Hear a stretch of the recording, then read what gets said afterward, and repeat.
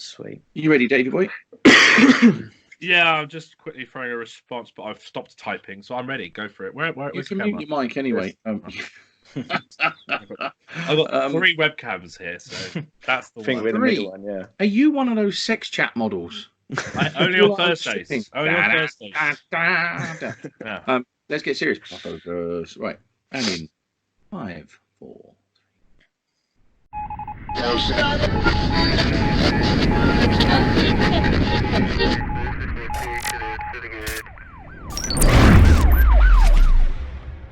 Hello, everybody, and welcome to another E5 podcast. I'm your host, Paul Meenan, and today I've got 2 amazing co-hosts, one that you will all know very well. Introduce yourself, please. Oh, that must be me, because I'm always on here. That's Dave, Sparky Ninja. My unofficial tag team partner of podcasts. And we also have a brand new co-host today, one that I'm really excited to hear. And could you please introduce yourself for the first time? Yeah, my name's Mike Page, and I'm an electrician and also known as Residual Current on Instagram and other social media. So what you're telling us straight away is you were basically named after an RCD. That is the myth. Your parents were that intelligent, they named you after a device that was changing the industry probably around the time you were born. Because if that makes you a residual current, then me and Dave can claim to be voltage operated if we were using hoodie speak, gangster speak. Yeah. No, I'm just showing my age, really, over 40. Well, I remember ripping out the old stuff anyway. I didn't install voltage operated breakers. Residual current. Okay, so tell us where did residual current come from? What's the crack behind that?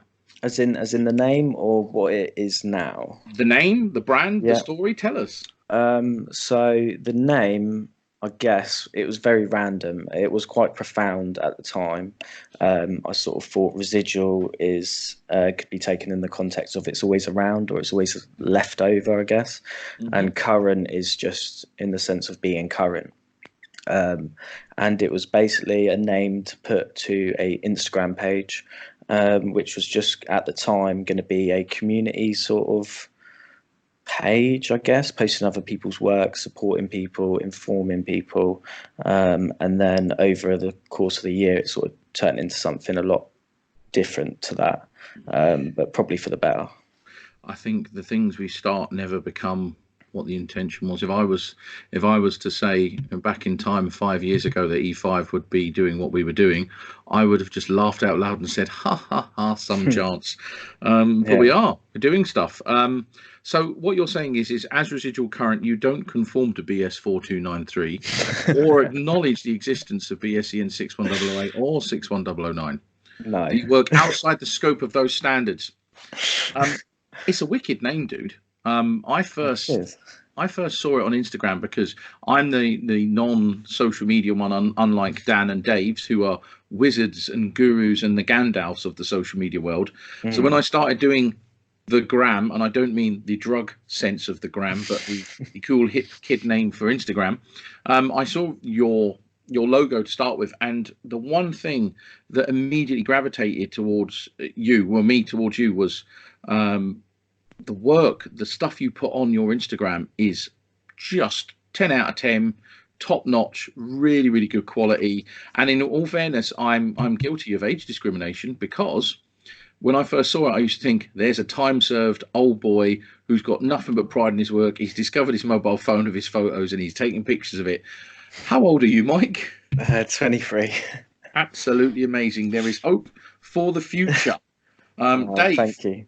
Dave, what's your views on his? Have you seen his Instagram? It's awesome. I'm going for it now. I mean, I first obviously took on Instagram a good year or so ago, I think. But when I come across his feed, but I never really thought it could just be one person.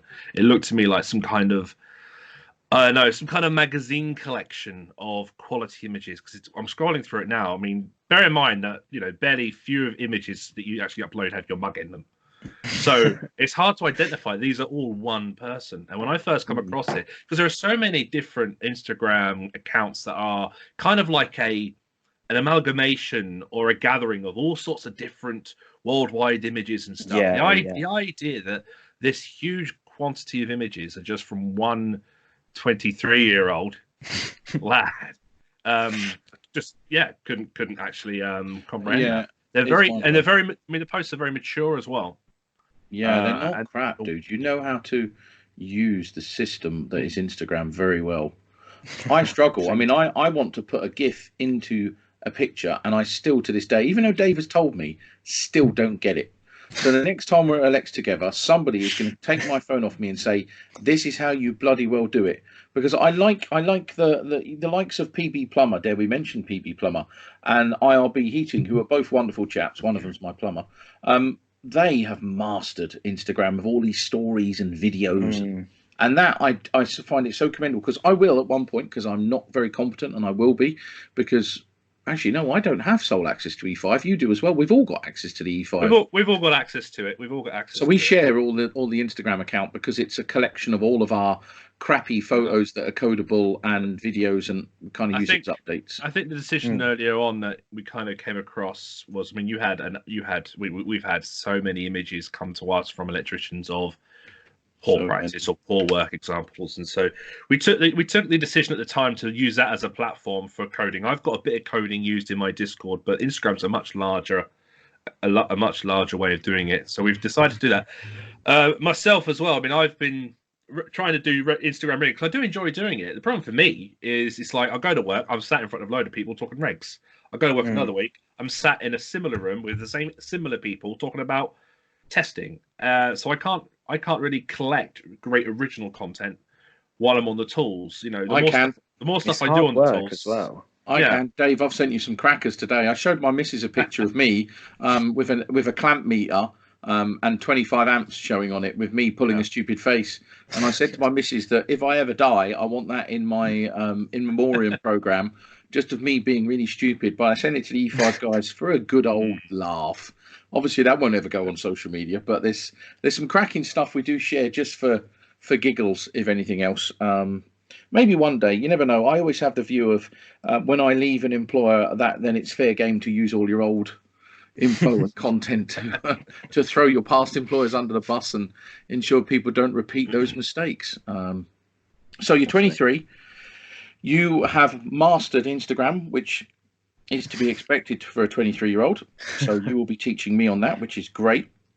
And what I want to know now is about, how did you become a Spark, your apprenticeship route? How did you get into the industry? Yeah. Maybe tell us a bit about that. So I started sparking when I was 23, 15, and that was straight out of school. So finished school. I was working that whole summer. My brother just started as well. He's probably a year into his apprenticeship, and he got me a job at a company. And that following September, after I turned 16, I started at college. I was with that firm for probably 2 years. Really good firm, hard workers, slave drivers, if anything. Really neat, really anal, but good. And yeah, I feel like I wouldn't be the Spark I am now if I didn't work there. But they ran out of work. So then I bounced around a company that they recommended for a couple of weeks. And then I started working for my brother-in-law. I was already signed up for college with my brother-in-law because the company I started my apprenticeship with wanted nothing to do with college. I think that was part of, they couldn't get a grant for some reason. That's a lot of employers, by the way, a lot. Yeah. And they just said they didn't want the hassle, basically, of college, of assessors coming out and worrying about that sort of thing. So, yeah, I ended up working with my brother-in-law for 2 years. Yeah, and then unfortunately, due to family reasons, I'd stopped working for him. And then where did I go after that? I bounced around 2 firms, and then ended up at the company I'm at now, which is wicked. It's like the best company I think anyone could work for. It's great, and they let me do all this stuff with Instagram. They test me and let me do things the way I like to do it and stuff like that, and give me a lot of opportunity and a lot of inspiration and stuff as well. Lots of great electricians work there. See, that's really good to hear, the fact that you've, at age 23, you've managed to get on, you've cracked on, you've got your head down, you've worked with some brilliant electricians, and it sounds like you've gone into sponge mode, absorbing. Definitely. And I'll tell you now, that's a parity with me, because when I was learning, regardless of what company or job or project or gang of sparks, because when you're an apprentice, you are always moving around the company's projects. Mm. You know what I mean? You're doing 6 months here, 6 months here, 3 months here, a couple of weeks. So you're always meeting different sparks. And if you go into sponge mode, the more you learn, the more you can be of a help. And the more you can 100%. soak up from these electricians and the more experience you can get. And I mean, I was today at work, it's a true story. I was at work and I met a subby and a subcontractor. And the guy we got on the subject of apprentices and he said, "Oh, I can't find any good ones." And I literally had to say, "But Havering College have got like 70 kids desperate for a chance of employment. They probably work for free, some of them." And then it was, "Oh, it's too much of a ball ache. The government won't support us." And I just thought, my God, we're sitting on an industry time bomb, which I know Dave will want to do a 28-part podcast on, just on the broken training industry. And I can't wait till we clear a diary for a month and just press record. And then I get the task of editing all of that into a series of why the training industry is broken and how you can navigate it ethically and the right way to build your own career paths. But it sounds like you've had a cracking apprenticeship, which is really good. Yeah, it was good. So, where'd you go to college? What was college like? Were they helpful? Aylesbury College. It wasn't great, to be honest with you. For about a year and a half, I had the same guy, and he was great. He was called Terry, proper old school Spark, you know. Yep. And he left after a year and a half. He actually lived in a caravan in the college car park, which was funny. Oh, wow. Ooh, he's one of them. Yeah. He's one of them blokes that wears like beanie hats and check jackets and literally sits in the same place. Oh, Dave, sorry, I didn't know this. Oi. But he was really good, man. He was wicked. And then after that, I had 6 tutors in a year and a half. 6? 6 tutors, yeah, which was unbelievable, really. And it made it drag, and it made it take longer than it should have, and it made us. Did it definitely reflect on the learning itself? Yeah, 100%. We had guys who were there for 2 weeks, guys that were there for 2 months. We had incompetent teachers. We had, all sorts. We had a guy who was, bless him, horribly ill, but unfit to teach. He was like falling asleep during PowerPoints and stuff like that. And yeah, it was just a real roller coaster of bad teachers, really. I hope. From what I hear, they're sort of sorting it out, but yeah. Well, that is one of the problems, though, with a lot of colleges. Like, a lot of companies say to me, "Oh, they're great companies," because a lot of companies are starting to want to approach me to kind of engage. Because I know I get dozens of people, sometimes every day. Often I get probably maybe 20, 30 a week who will ask me, where's the best place to go and do this course or do that course. And I know where the good trainers work, but it doesn't necessarily mean the actual company they work for will do the right thing for the individual. I delivered a training course a few weeks ago down in down southeast somewhere, and one of the guys I actually train, he actually runs as a trainer himself. He calls himself an expert in his very unique field. And he said he went to a very well-known electrical training company, one in the South London area. And when he actually turned up to deliver the course, bear in mind he's a professional in this course. He does the training himself, but he does it for his own CPD. He went on to do the City and Guild equivalent. When he turned up, they actually didn't know who was doing the training at the time. They just the girls in the reception turned around to a group of lecturers. Does anyone want to teach this today? So there was no, and basically one guy said, "Oh yeah, I'll do it." So there was no real ownership of different subjects, or there's no respect for the subjects or for the candidates themselves. It's a case of who can sit in that room for the day, and read the PowerPoint presentation to these lads, and that's how it was. It's terrible. We know some great trainers, but I can't really. The problem is, we need to know if the companies they work for are great, and if I recommend the company, are they going to get the same example as that trainer represents? Yeah. And unfortunately, there are so many bad trainers now because a lot of colleges are just recruiting people straight out of college. Even when I was working at East Berkshire College before I left, there was a lad on his level 3, and because they couldn't recruit anybody, he started in the September, having finished in the July, delivering the courses at level 1 and level 2.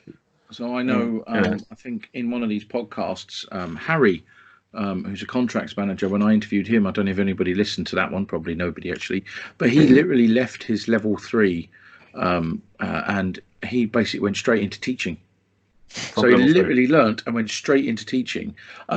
In fairness to Harry, he's a cracking lad. Technically, he's really good. He did it for 2 years and realised that it was great and it was good to validate and verify what he'd learned by sharing it with others. But he needed to get into industry, get experience, and he worked his way through contracting, install, and that was like over 15 years ago. So he's doing very well, bless him. But I see it as a lifelong journey to get into training. I genuinely do, because everyone knows that when I get out of my career as a client, I would be humbled to go into teaching, but I'd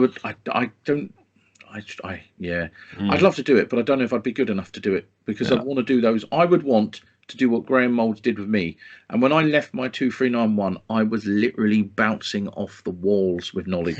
It was like he'd literally gave me a shot of adrenaline, and I was Mr. Excited on site. I was like the new 12-week-old puppy in the house that you can't calm down. I was that infused with passion, and I always thought if I was going to teach, I would infuse my students in passion and knowledge. I don't think I'm there yet, because I'm still building my own knowledge. I'm certainly not Always Dave. learning. So your college was a bit shit then. Yeah. Got through the end all right though. Yeah, well, evidently. Would you say the college helped you, or was it the reality of practical site work that helped you the most? On site, I'd say definitely. I felt like college would like reaffirm a lot of stuff that I learnt on site. I'd sort of come in and go, that's what they were on about last week, because I've gone on site and done it now. And I feel like that's where you find your feet with a lot of stuff, and then you top it up with the theory. But then that's just how I think I learn. I'm very practical in that respect. But yeah, college did. I mean, the on-site assessors were great, and like, you know, the guys pushing the portfolio side of things, they were great. There was one really good tutor there, but he was just stretched across level 1, level 2, level 3, full-timers. You know, we barely saw him, and he's still there now, sort of championing the electrical department. But he's so stretched. They need more tutors like him, really. But yeah, I think it's fairly evident where me and Dave have walked around to other. I mean, Dave far more than me, because it's his job.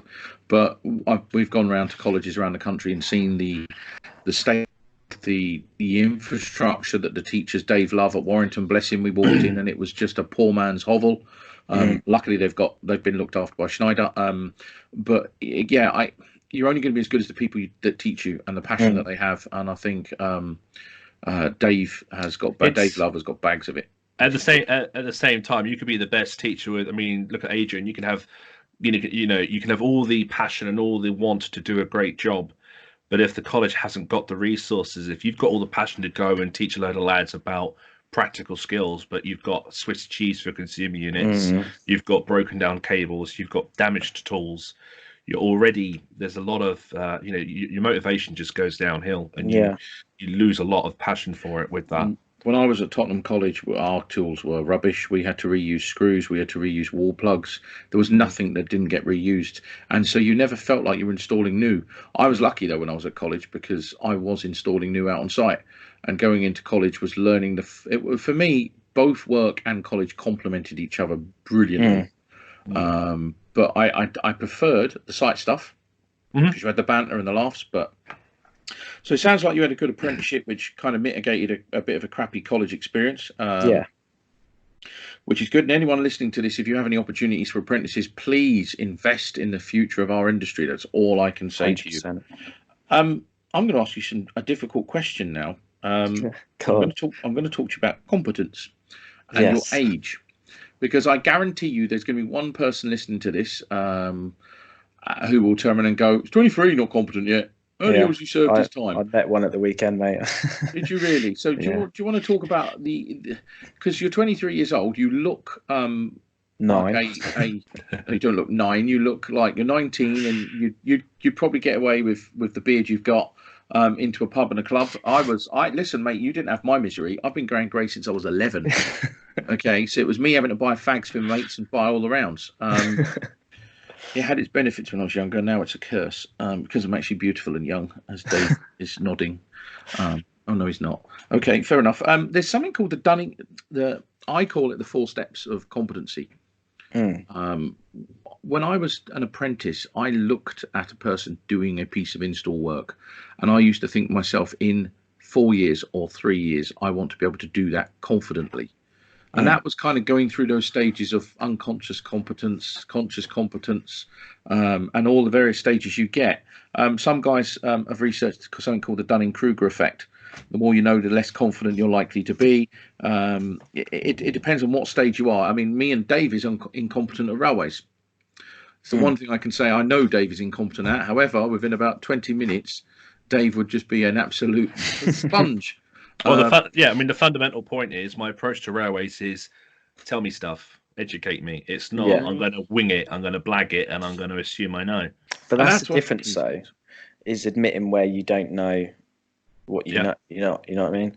Well, I do talks on competency. I've done them for Dan, and I've done them for the IET, and I always say, I always go around the room and I say, what's the most important thing that makes up competency? So if you've got a room of 20 people, I did this in Exeter a couple of months ago, and I said, look, just write down a word that defines competency for you, and you've got skills, training, knowledge, experience, attitude, all of the good stuff that we experience, all the good stuff that we know. But not one person wrote down the ability to say, no, I can't do that. And that I see as one of the biggest strengths for an individual's character, the ability to say, I can't work on the D&O head. I've never been trained on it. I don't know the tools.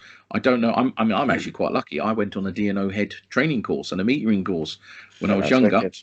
I know it was awesome. It was. The guy who taught us did a lead jointing apprenticeship. He taught us stuff he weren't even supposed to. But yeah, what's your approach then to how you deal with firstly age and then your approach and your attitudes towards competence? So, as in how I deal with the age stuff. How do you deal with ageism? Yeah, it's an ism, isn't it? So, to be honest, I just act like anyone else would. I don't have, a chip on my shoulder about it or anything like that. I just sort of go in because that's how I want to be treated, like any other Sparky or whatever. But very quickly, you'll notice some people, they've already judged you in the first 5 minutes sort of thing, in which case I just stand my ground. Like I say, if I don't know something, I'll happily admit that. Or if I'm not educated on a system that I'm working on, I'll happily, make people aware of that. But if I do know it, I'll just be, as I am sort of thing. No different to, if it's a 40-year-old bloke stood there or me, I'll just know what I know and be professional about it. But then you get people who think, oh, right, I'm going to test this guy. So we literally had this on the weekend. We've come in, we're pulling in a couple of new circuits out of ours. There's this authorised engineer who's been there for 3 months, so he's obviously trying to make a name for himself or whatever. And he's going, just like, so you're going to test your circuits, yeah? And it's like, I think he thought he'd cornered me, sort of thing. I'm like, well, yeah. Then challenge the youngster thing. Yeah. And then he's like, so how are you going to do that? And he's going through the testing process, and I'm sort of going, yeah, that, this is how we're going to do it. Like, I know how to test, but I don't need to. Got to the point where I was like, I don't need to prove that to you. Like, I'm the QS for our company. You'll see the test certificate. You can watch me test. Like, I've done witness testing on several occasions. It's nothing new to me. Oh, I don't want to do that. Well, don't worry then, sort of thing. But yeah, you should just tell him that Richard Emery, and Richard Emery will come and deauthorise him as an authorising engineer. Richard crawl through him with his volumes of encyclopedic knowledge and questioning and all the rest of it. No, I get it. I do get why people like it, but it's you shouldn't judge someone. They should watch me work, speak to me, without testing me or being patronising or whatever. Do you think this was specific towards you because of your youth? Oh, 100%. It was me and a colleague of mine who's also young. He's 25, although he looks older than me. And you could tell this guy was just like, oh, who have they sent here, sort of thing, which, you get that all the time. Where's your boss? Is it you? Are you in charge of the works? Or is there anyone else coming? These are the sort of things people say sometimes, And I just sort of play it down and go, no, it's only me, and hopefully prove them wrong, prove myself. But I do feel like it's a constant. I think you're right. For me, when I was growing up, it was I had to prove other people wrong. But then I realised it was actually about proving it to myself more than anything else. And I used that almost as a shield. This sounds very deep, but I did use it as a shield, 100%. My ability to. Have you ever heard of something called unconscious bias? No, I have. But we're all guilty of it. I'm guilty of it because the first time we met was at Alex Sandown. and you and your good lady came. And when I met you and you said you was residual current, immediately in my brain, imagine a cartoon of like Roadrunner holding up a sign going, hang on a minute, what? Hello, pardon? Because I genuinely had a picture of this old boy with grey hair coming up to me going, oh, my son, how you doing? And he genuinely did. I went, funny enough, just diverting slightly, Dave. When I went into Tottenham College, this is a true story. This is a true story, one that nobody knows yet. There was this lovely old boy. I can't remember his goddamn name. It annoys me. And he walked up to us our first day in the workshop and he went, all right, Sparks. And we were like, yeah. And he went, go on then, boys. Tell us what the voltage is on that fucking gas cooker over there, the one that the igniter. Go on, if you think you know your onions, tell us the voltage on that gas cooker igniter. We were just like, and he went, yeah, you don't know nothing yet, boys, but you will do by the time I finish with you. I liked him. Yeah, it was good. But yeah, sorry, back to that. I didn't expect you to be young, and that in respects was an unconscious bias from me. I remember because we were, there were so many people who came up to us who we didn't know, who we knew online, but we didn't know their face. Yeah, it must be difficult for you guys. I remember you going up to me, Dave, look, that lad over there, that's residual current. I was like, sorry, there's a young boy in the way. Where? I was like, no, him. That's him with his missus. Him. That's residual current. That's a really good Instagrammer. Stickers on the table. I was like, oh right. Yeah. So, and then I said hello to you as well. So yeah, it's a genuine. Do you know what? Having met you and seen your work, I think I've said this to you privately. It fills me with utter joy and confidence that there are people of your age who are filled with knowledge and are very open and sharing, and you're using social media in all the right platforms, all the right positive outlook, the right positive approach to sharing your views on tools and working techniques. I think it is absolutely awesome. Very important for me is your apprenticeship story is very similar to mine.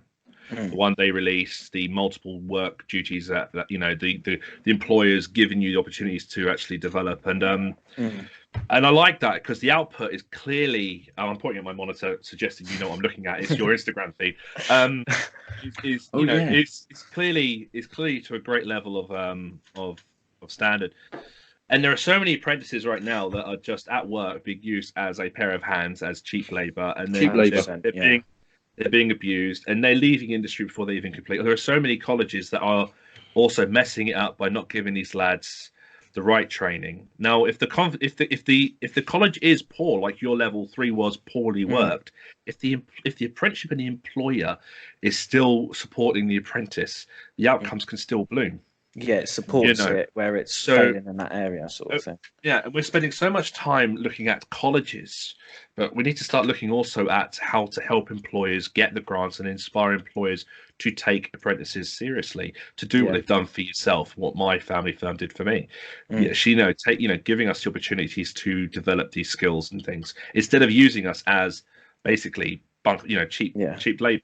100%, yeah. I've seen a lot of, and I still to this day see a lot of cheap labour. Dave, you're third generation Sparks, aren't you? Though, yes. Third generation, so it's in your DNA, which kind of explains Sparky Ninja. Let's be perfectly frank. It's in your DNA. His second name's Watts. I mean, I know. Yeah, I know. When I was seven, my dad left.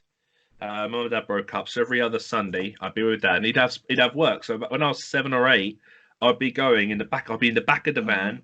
Rolling around in a Vauxhall Astra K-Reg plate van, because my brother would be in the front, and would be on the site, and I'd be putting my hand up void spaces, pulling cables through. Sparky labourer. So from the age of 8 and 9, I was actually now and then, not all the time. Sometimes we'd go to the cinema or bowling. But a lot of times, first I go to a job, pick up some gear. It does actually remind me. My last house I lived in, I had some problematic neighbours, and their kids were quite unruly. And they just didn't have anything to do because we lived in the countryside in a village, and I was rewiring my house. And the eldest boy, I think, was about 13, 14. And we were just chatting outside one day when he was going, what do you do, la la? And I said, oh, well, I'm rewiring the house at the moment. And he went, oh, I'd love to learn that. So I said, all right, fine. If you want to learn it, come and help rewire my house. He went, what? I said, come and rewire my house if you want to learn something, a bit of experience. And he did. He got permission from his mum. He came round. He chased walls, he put sockets in, we actually wired the smallest of the bedrooms, the whole thing in one day. which was great. So he was made up. But at the end of the day, I gave him 20 quid, which to a teenager is like a fortune. I'm assuming it is into modern teenagers. But he didn't do it for that. And he was, do you know what? He was such a good kid. He just wanted to be taught and some time spent with him and engagement, and rather than just be thrown out in front of an iPad. And, you know, when he walked to my house, said, phone on the floor, you're not using that. This is site rules. Let's crack on and do the work. And it's amazing when you give people a job to focus and a challenge, they will rise to it. They will definitely rise to it. So the next question, and everyone's going to hate me saying this, are you competent? Yeah, I mean, I'm competent in what I know and what I know that I know. I think that's the easiest answer. I don't know everything. I guess the answer really is, it's a trick question, is in what? In what? It's always a leading question, isn't it? Yeah, it is. Yeah, that's the thing. Competent in something. Yeah. Depends what it is. Yeah, I guess commercial, industrial, and domestic install testing, condition reporting. I've touched HV. I wouldn't say in any way say I'm competent in it, but I do have an understanding of it. Was it turned off when you touched it? Yeah. I meant sorry. Yeah, touched onto that. I'm competent in the role of being an approved electrician, I would say. So that's weird you mention HV, actually, because my first ever experience with HV was as a manager on a project, and it was an 800 kVA substation, and I was responsible for building it. Yeah, so that's like, there you go, away you go, stick that in. And there's a picture of me somewhere, I might put it on Instagram if I can find it, of me standing wearing a white shirt and a tie and a clipboard with these massive substations and all these buzz couplers and all sorts. And I'm I'm having to manage it and learn it at the same time. But in fairness, I kind of learned more in a week than I think most engineers or certain people. I learned, let's put it like it's quick, baptism by fire. 5-6 years later, I was looking at protection settings, questioning somebody's protection settings for HV. And I was like, someone's like, oh, how do you know all that? And I was like, I can read. Yeah. And that isn't right because you haven't set up the protection. So if there's a fault, it would just go straight through and up and affect the bulk supply point or take out the grid or do something else. It's completely different to the the fundamental principles in our in LV. I think. We don't. The electricity works the same, but there's a lot more variables and a lot more. That you don't have to account for. There's more tolerances, isn't there, on HV and inrushes you have to allow for, and demands, and you have to understand local grid conditions. And if there's a model for the system with EDF, they normally sometimes will give you the protection settings that you'll have, or you will then propose based on what you're doing. So there's a lot of synergies required across. And you need to be competent in the specific system you're working on as well, because they're all very different. And when you start leaving the safety net of a electrical apprenticeship, you start going into HV or authorization or anything. You start to look into other standards that aren't basically under a single structure. It's not like a City and Guild qualification. So there's so many different areas. The manufacturer's different criteria starts to take effect as well. And so you start becoming that person that actually doesn't just listen to the college and then carry on regardless.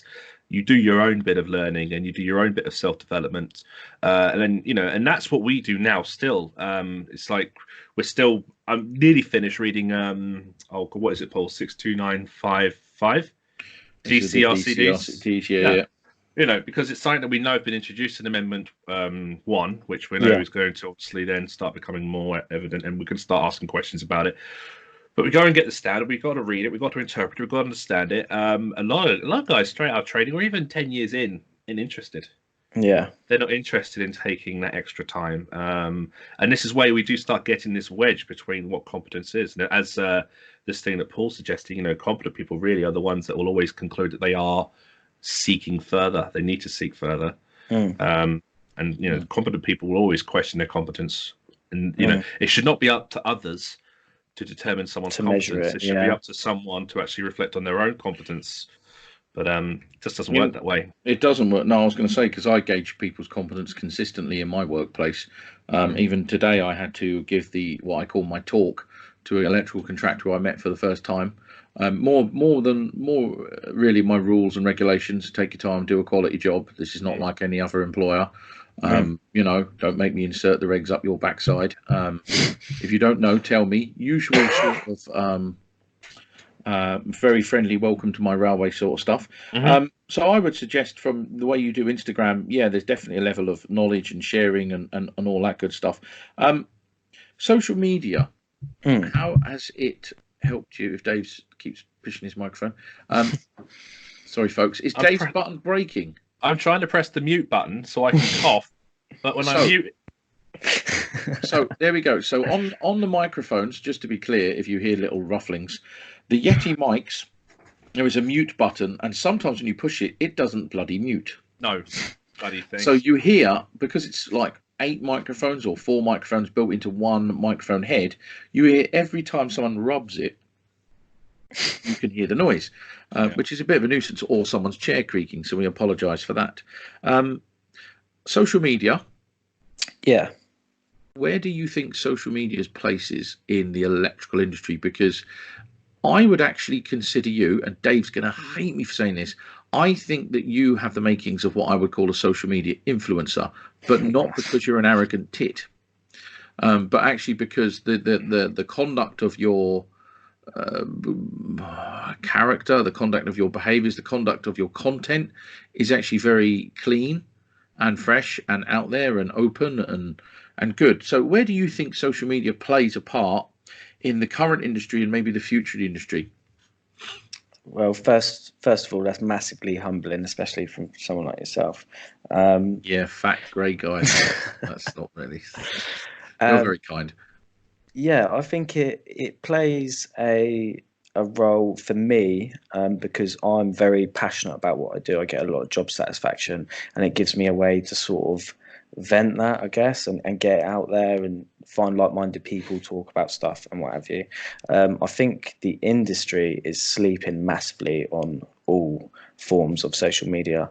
You have to really go out there to find out stuff a lot of the time. You know, you have to go to a lec show to get CPD, a very basic level of it. But yeah, do you know what? Just on that, it's amazing. Can we just take a moment to say hello NIC, EIC, hello ECA, hello NAPIT, goodbye Stroma, or Tesco Value, sorry. It would be really good if they actually started opening up more on the channels. We've always said this, we've said it to them directly, because you're right, you have to go to the trade shows to get your CPD, but have we not proven over the last few years you can do your own CPD as long as you do the work? I mean, Dave, king of CPD.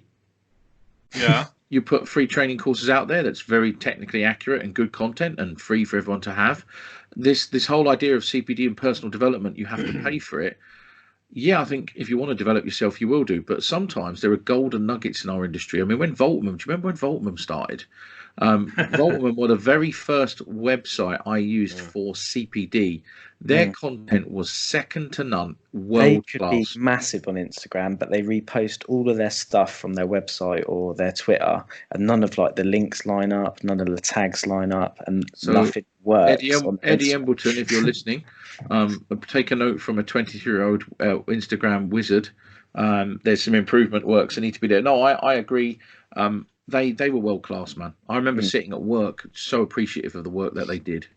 Yeah, I did a lot of their learning, because if what you do is it'd be like a reference article or something, and then there'd be an assessment, and it'd only be like 8-15 questions or whatever, but the answer would be in the resources and the technical articles that they linked to in their little thing, and you get a little CPD accredited certificate. I did that on Amendment 1, I did that on Lightning, I did that on electrodes and bonding and all sorts of things. I was just a collector of CPD. I found it rewarding to get certificates. So I did it, but I also found a lot of it was, educational, and I found it very good. They seem to have stopped that at some point, and we got to that issue in the past 10 years where really a lot of Sparks have just been told to wait until the industry tells them to turn up, and then I don't know, just treats them a bit like a drone army of people who need to listen, acknowledge, and accept and move on. Don't engage, don't have voices, listen to what we say. If you ask us a question, we'll perform some clever remark to say that we'll come back to that later on. We won't actually properly converse with you. And the social media is the same. The social media is often not handled by anyone of technical knowledge. It's someone who obviously gets sent technical articles to then send out. But when people come back with questions, there's not that engagement there. Even just news and stuff. A lot of the groundbreaking innovations in the industry, I have to go to a lecture show, and I'm willing to do that, and I'm passionate about it. So I'll go to these sometimes 2-3 times a year. But there's a lot of people that don't go to these events and don't, but they will be sat at home on their phone, and they can get this information there. They'll be sat on Twitter, they'll be sat on Instagram, at home, and they can easily get it to their phone. And there are thousands of electricians on Instagram alone. Do you know what I mean? And yet it's all other accounts, all other electricians, all of these brands and companies and stuff. They're just sleeping on it. It's nuts. So we've noticed at the Alex exhibitions, a lot of the times, a lot of the people sitting at them are of the mature age, even mature than me and Paul. Oh, speak for yourself. I'm young, mate. Well, I'm actually younger than you, mate. So just. But what do these guys need to do to get younger lads to come into these exhibitions? They could advertise on social media for a start that they are at these exhibitions. Right, I'm gonna email Richard Bowler straight away once we finish this. How do we feel some of these this year with younger lads to actually come in? Because I know the youngest audience, there's been a slight issue because obviously apprentices. There's been a slight discussion problem because apprentices immediately aren't necessarily, I wouldn't say wanted, but there was an issue because they want people there that are going to spend money.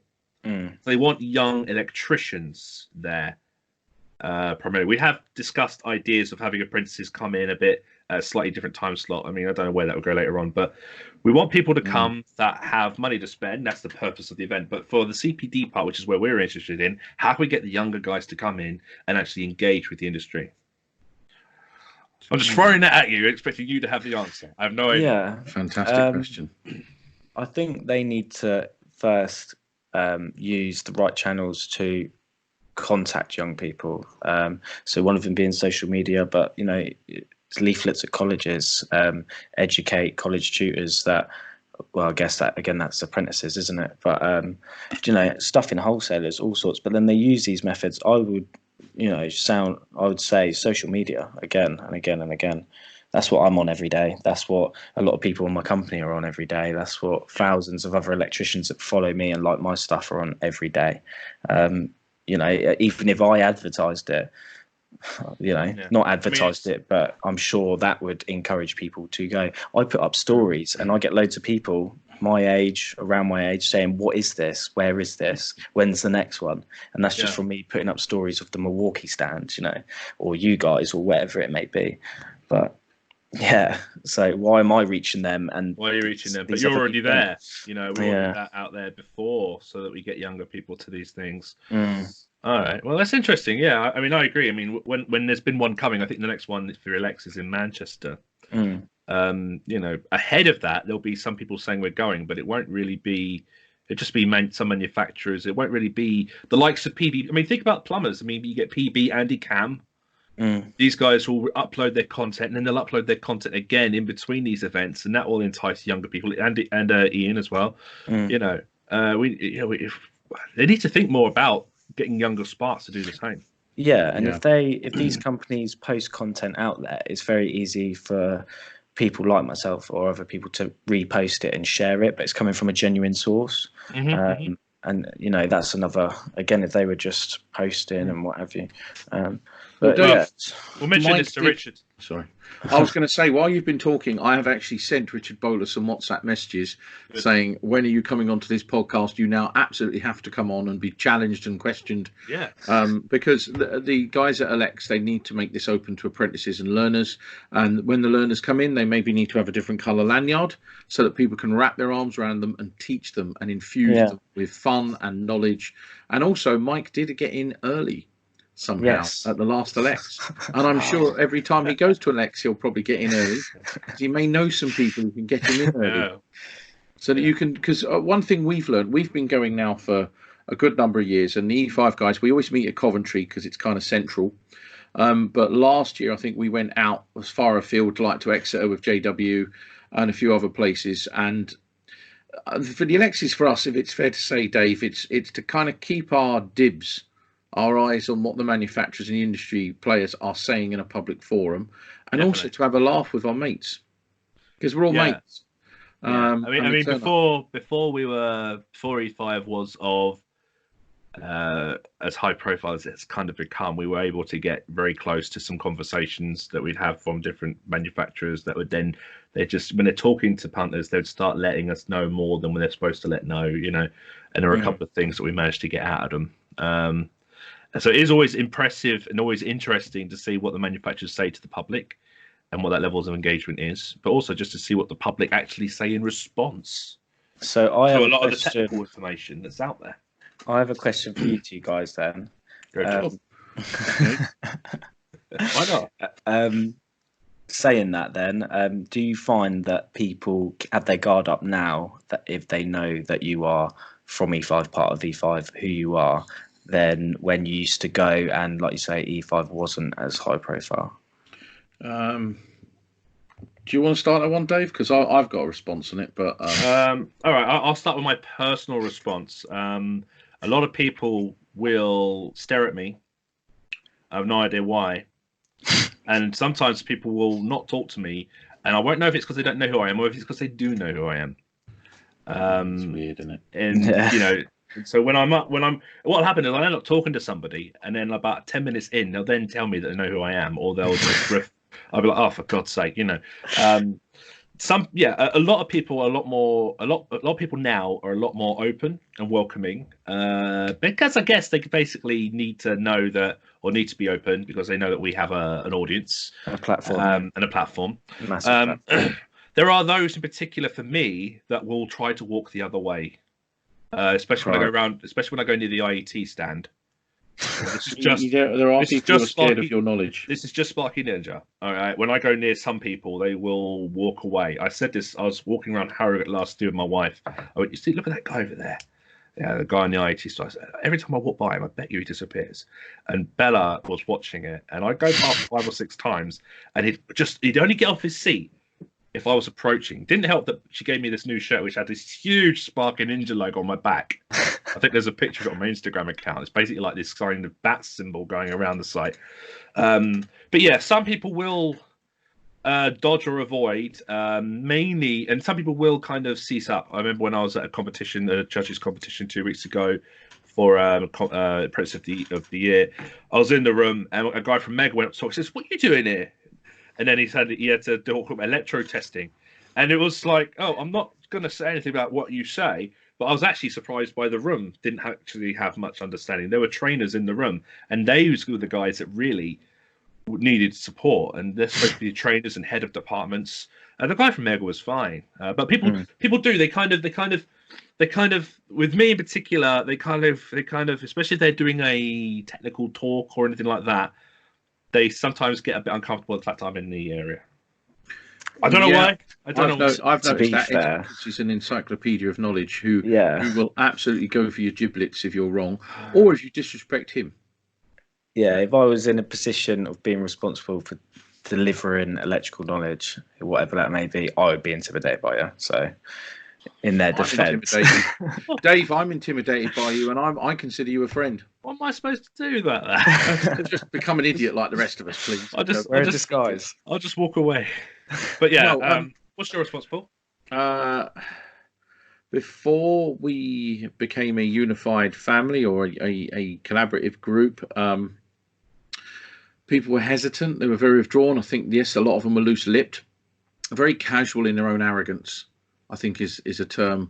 The flippancy. I look at if somebody sits in the electrical industry in a position on a panel or a committee, whether that be JPEL or anything else, it is an absolute position of industry trust and something you should be completely humble and honoured to have been asked to do in every way, shape or form. And you've been asked because you bring something to the table. I think in our industry there is a cancer in professional committee sitters who are doing committee work for their own benefits and their own consultancy benefits, and not possibly the benefit of the industry, or they're so divorced from reality they don't actually realise. It's like when I met Emma Clancy one year, and I tried to tell her that the industry was in a bad state, and she just sat there completely denying it. But in the last few years, we have been, I think, because we've probably dialed in our message, and we created our values, and our brand was dialed in a bit more, and everybody realised that as a group, we're very serious about our message of influence, inspire, inform, and support and educate. And we've also got a lot of knowledge to offer across the five of us, the six of us. Well, not just you have, everybody has. And it's something that the industry can't control or sponsor or financially manipulate. It's fairly evident from people I've spoken to that parts of the industry see us as a huge threat. And that's fine with me, because I'm not there to destroy anyone's business model. I just want the Sparks to be happier in their work, happier in their lives, and get more money in their pocket, and the quality and safety of the installs across this country to get better. That's my mission. Yeah. I think if people are intimidated by honesty and, you know, just wanting better for the industry, then they need to take a look at themselves, I think, in that respect. Yeah, definitely agree. So, I mean, I look at some of the comments we get on these videos. There's a chap called William Martin Cullerton. I love him. Okay, so he has had a career of 65 years. Served a 6-year apprenticeship. Hello, Mr. Culton. 6-year apprenticeship in heavy industry. That's a proper old school apprenticeship as well. Worked on 62 kV switching, transformers, AC and DC systems. Studied electronics. Attended college. Got a City and Guilds. Became a builder services engineer. Worked on BMS, HV, gas registered. Progressed to building management. Got his testing inspection, 17th edition, 18th edition, and all the various changes. What incredible! And he's still going. He's still commenting. Still passionate. So I need to shout out to this guy, because he always comments on our videos, and it's really sweet to read that this guy just still does it. And even when I was on the tools when I was younger, and I'd go around with British Gas, I remember once, I'll never forget him, I met a 92-year-old former Sparks, and I had to change his lights, his pendants, and I stayed there for 5 hours listening. But he had some stories. And do you know what? He nicked half my toolbox. But I had so much respect for him, because he put his time in, and he literally apologised, said, I can't lift my hands above my head anymore. I'm really sorry. And the minute I walked in, he was going, all right, Sparks, what's going on in the industry? What's going on here? I gave him my copy of Pro Electrician magazine, which was in the van. And his daughter, when I left, she turned around to me, she went, you've made him very happy. Thank you. And that made a huge difference. In my Facebook groups, the larger one at the moment, which is, I know it's like 4.5K, I think it's got in it, but I don't care if that's got 4,500 people in it or just 450. And I've regularly kind of had to purge a few out. And I say all the time, it's not a normal, typical Facebook group. Facebook is a horrible place to be sometimes. But there are a couple of guys in there very similar. And they've messaged me saying, I've had a great time, but it's getting so big now that I'm just finding myself constantly, taking the mick out of a question, when they obviously, a lot of these old boys that have old mentalities, old approaches, My personal selfish opinion is anyone who has seniority over me, who has things that I can learn from, is just as deserving to be in that group as anyone who's young like yourself, who also wants to work competently. And I'd rather have one of those persons than 30 people that are in there for the banter. It's not there for the banter. And I've said a couple of times, there's one gentleman called David who's a couple of times felt the need to just back off from his contributions. And I've said, look, you can come and go as you want. If you want to have a break, fine. If you want to hang around, just let me know. I'll look at the feeds, and then I'll kick people out. And if people are taking the mic, I will. It's got to the point where if people are there just for the lols and the bants, there's dozens of groups for that. So it's not even a warning now; it's just kicked, and people have learned that, and so people have come back, and they've obviously taken their time, and they've been on a 30-day quiet period. But that's it. And these I still want to call them older boys, because there's still a generation above us in this industry, thankfully, Paul, at the moment. But we've got to appreciate what they have, and we've got to really right now try to understand what they had before the industry got to where it is now. We've got to, and we've got to try to find a way I've always looked for recover some of that. I've always looked for, when I've been on sites, if I've site managed or project managed, for the sparks that will teach the young apprentices, and I've asked them to do it first, and if they've accepted and they've done it, that's when I then give them reward. I don't say I'll give you an extra hour if you'll teach him, because they'll just take the hour and some of them won't teach him. I always look for the people who will teach, and then I'll reward them financially when I'm a manager. But going back to your question, we've diverted a bit. Sorry about that. Yes, the industry was cautious when we first started. I think a lot of people still don't know what E5 is. I think as people are discovering E5 or these podcasts, they still won't know. And that's fine, because we have a term called do the work. And I've emailed people when they've said, can I have a badge? I'll sometimes respond and say, go and do the work. And they have to go and look up what we are, what we're doing it, why we're doing it, read the statement of ethical principles, do the damn work, earn the knowledge, understand why we are. And if you want to wear the badge, then fine. If you can't be asked to do the work, go away. Yeah. It's just not worth it. Some people just think it's a thing to collect, isn't it? Yeah. Some that's people what we are. think it's something to market and all the rest of it. And we're not. We're quite different, and we can flick on and off and change at the drop of a hat. But we're going to try and still get to all the Alexis. I think Dave's going to be me in Manchester, because I'm still not sure if I'll get to both days. So that'd be cool, because I have been mistaken for Dave. And today, this is a true story. Today, one of my PV Sparks, and the director came up to me and said, he's doing a training course, and his teacher mentioned a YouTuber, and that YouTuber was talking about you, and it was Luke Witchard. So the college were recommending that they watch Luke Witchard. They then watched Luke Witchard in the college, and Luke Witchard mentioned me. And the guy went, "Oh, I know him. He's our client." So that's my first claim. It's a small world. This is the one thing I guarantee you, Mike, that you will learn very quickly. This industry gets very, very small when you put yourself out there, and I think you're putting yourself out there in a fantastic way. My advice, do not allow yourself to be corrupted, warped or manipulated by manufacturer or other insidious persons who just want to dine off the back of you. Which there's a lot of, unfortunately. Oh my God, there is. Yes. Oxygen thieves, time thieves, whatever you want to call them. We've had many experiences with many over the last 5 years, and I've had many experiences for many years going back. Chaps, I think we've probably done enough for today. Mike, there's more to talk about. Definitely. We want to have you back. So let's do this again on another night, and let's carry on talking your experiences and your thoughts on the industry and various other bits. So I'm going to kind of get to final thoughts. Dave, final questions, final thoughts? No, absolute pleasure. I'm a fan of the Instagram feed. You're also now on Twitter and YouTube. Are you going to push them, or? Yeah, so not as much, but I am trying to get started in those spaces. Twitter is a volatile place, but there's I was going to say, can I recommend you use Twitter to put information out there? Do not use Twitter to engage in all the toxic stuff. I have learnt on the E5 accounts especially to only be factual or funny. There's no in between, and don't engage in libelous stuff or anything like that. It's a toxic wasteland where the written word is so misconstrued. By the way, I'm a big fan. Just to kind of finalise my bit. We will talk this again, but I want to finish this here. We will carry on another one. Chaps, thank you very much.